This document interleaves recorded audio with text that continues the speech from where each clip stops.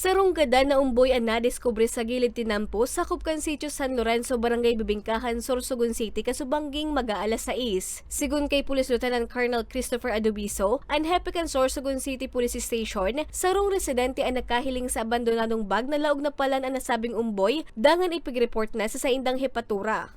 So ngayon na pag-proseso yan, primero pinasoso ng ating SOCO para sa mga technical examination and kukonduct tayo ng investigation then regarding sa background and possibilities ng mga person involved. Padagos pa ang pagigibong investigasyon kan PNP nga ni masusugan ina kan umboy.